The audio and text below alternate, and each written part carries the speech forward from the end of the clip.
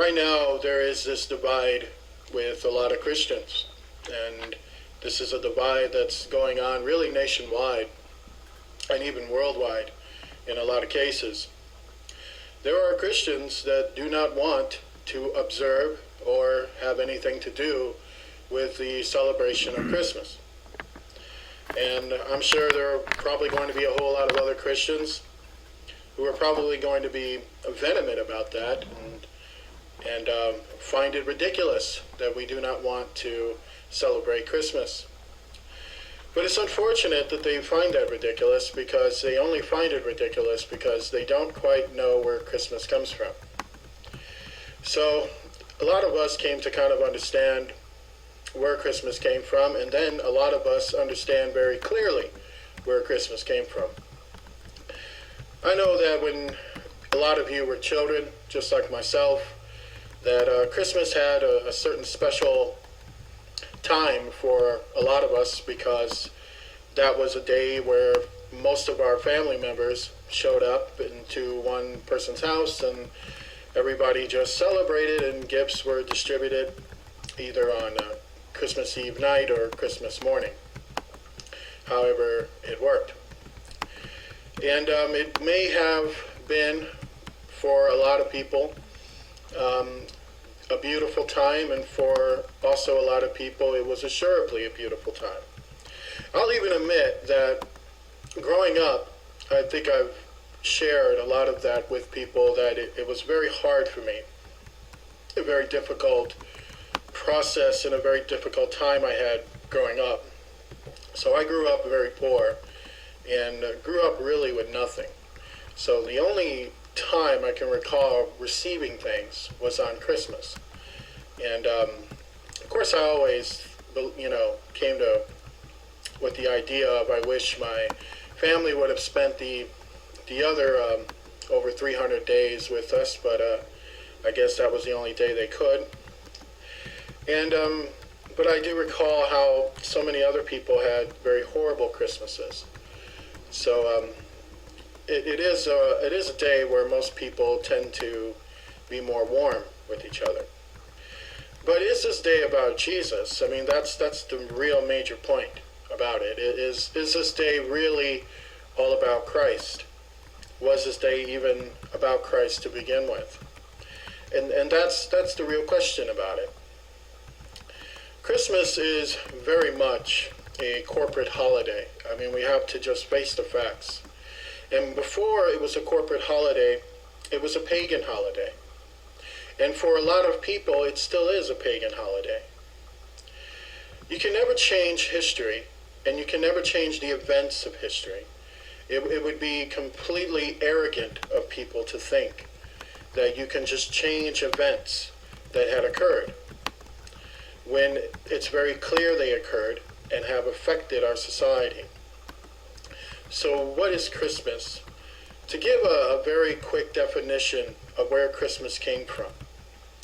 A lot of pagan nations had observed December 25th in a lot of different ways. If we look at the ancient Babylonian, Sumerian nation, which was started up sometime after the flood, the origins of Christmas lie within the worship of Nimrod.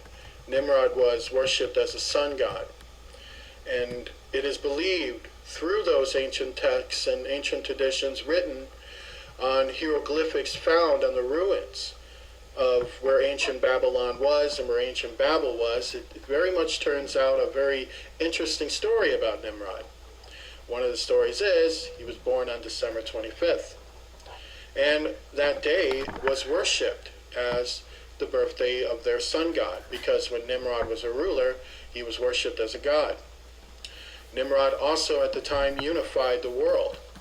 He had brought every single nation under heaven under his command. God had punished the entire world by scattering them by languages and by culture and dividing them, and thus that migrated the human race all across the world. Well, after that particular period, Egypt picked up the same pagan habits and also observed December 25th as the return of Ra, the return of their sun god. They changed up the doctrine and things like that, but they held the tradition. Assyria held the tradition, and on and on and on. When we get to what happened with the Romans continue the tradition. It was actually traditionally held as the birthday of Saturn for the Romans, and the Romans quite honored that day. When the Catholic Church was first brought about, a lot of people don't know that the Catholic Church was born from the old Roman paganism system. What they had did was now they allowed Christianity into the temple, and so what they wanted to do to win Christians over was to change the pagan traditional holidays and revert them to the observance of apostles and even Jesus Christ. So it became the worship of the saints rather than the worship of the gods. But of course this is done under fallacy, because the Bible also teaches to never mix the paganism or the traditions of men with the Holy Bible, the Holy Word, and the Holy Spirit. The Bible calls that a form of abomination.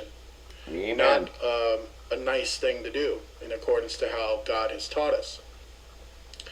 When we think about Santa Claus, a lot of people have all kinds of ideas about Santa Claus and things like that.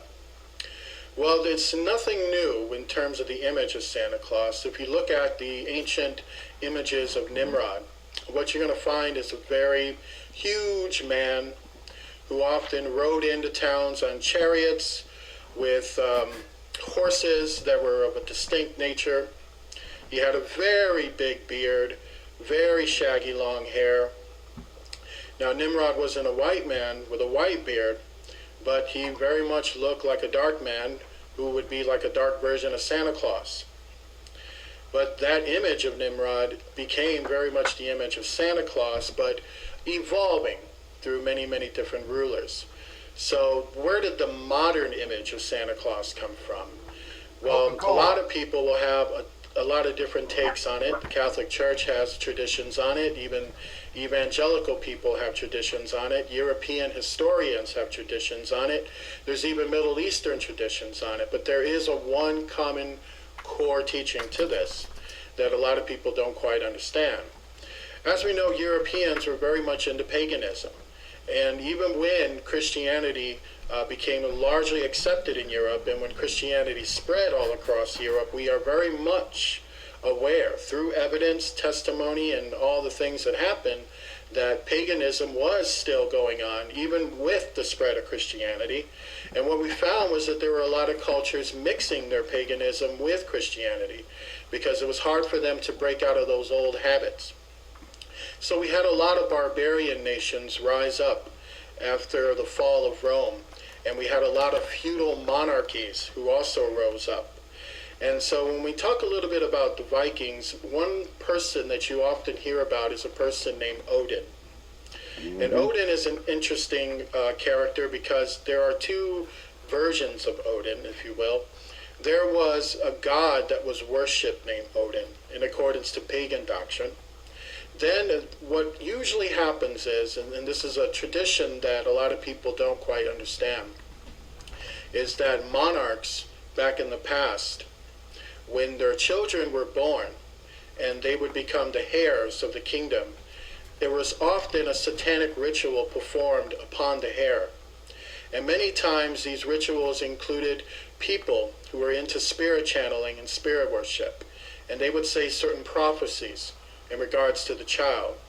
Sometimes they would even name the child after the god they worship. So when it came to the Vikings were a people like that. They worshipped Odin and Thor and Loki and things like that. And when this particular prince was born, there was a certain prophecy spoken about him that resulted in his father naming him Odin. He was named literally after the god they worship. The appearance of Odin is rather interesting. He was a very large man, and he was also an overweight man. He was also a man with very long silver white hair. He also had a very long silver beard. In short, he looked like Santa Claus. The difference was he didn't have the red suit and the red, hat or the elves and all these other things. He did have a very elite squad of soldiers, and who did a whole lot of killing all over the world. Now, where does the modern image of Santa Claus come from? Well, taking the image of Odin and to understand some things about Odin and the European paganism, there were traditions that when Satan used to appear to old Europeans in ancient times, he had a certain distinct laugh he used to introduce himself with. The laugh was known as ho ho ho. That's the same type of laugh that Santa Claus is associated with today. Yep. Another thing that people don't understand is where the word Old Nick really comes from. A lot of people think that Old Nick is based on a Catholic saint, and there were Catholic saints named St. Nicholas, that is true, and things like that. But the Old Nick, in regards to the paganism, had nothing to do with the Catholic Church or any of their traditions. But it does have a lot to do with paganism that a lot of institutions seem to be connected with.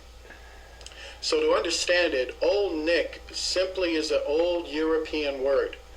It's believed to be an old Germanic word, actually, and it actually means old devil. It was a word they used to describe when the devil has appeared or when the devil has vexed or possessed someone.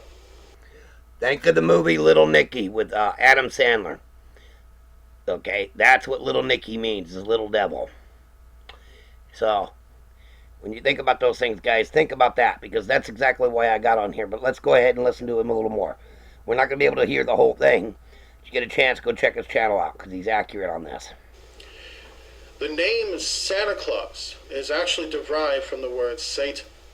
And it's actually the word Claus as a derivative from the word Christ. It's really a word that means Satan is Christ, or Satan Christ, what we know as Antichrist. Mm-hmm. So when people said Santa Claus back in very old Dark Age Europe, it usually was a word for Antichrist. Now, a lot of people don't even know that or have even really comprehended that. But that was true for a time until that knowledge just suddenly happened to change. So where does this image today of Santa Claus come from? Meaning the Santa Claus who is a big guy with the silver beard, the silver hair, and the red jumpsuit and black boots and things like that. That image was created by the Coca-Cola Company. Yes, the Coca-Cola Company that started in the Carolinas right around the early to mid 20th century, decided to get a logo. And one of the logos they created was right around Christmas time. And the logo they would come up with was Santa Claus. Santa Claus was already a legend being spoken about, so Coca-Cola decided to create what Santa Claus would look like for the American version of Santa Claus. And ever since then, that image has been everywhere, in every American home, ever since that time. And it was decades ago when this happened.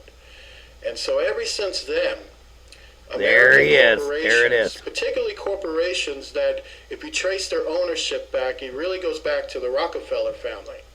And when you look at the observations of the Rockefeller family, they are very much, it was clear that they were Christian on the surface, but that was fake. That was not who they really were. Pseudo-Christianity. Their true religious beliefs were Satanism. And a lot of people, particularly it was Luciferianism, is what they called it. Helen Blavatsky. And so that was something that a lot of people never really want to wrap around their heads. Illuminated But that has ones. always been a problem in our country. In our country, we were usually openly Christian. Okay, guys, for time constraints, I got to stop right there for his video. But I want you guys to see that, because he's right. You get a chance. I'm going to link over to this, and when I upload it, I'll have the link to this video. I want you guys, I encourage you guys to come over and watch the full 23-minute video. Listen to what he's talking about, because he's accurate 100%. As a pastor,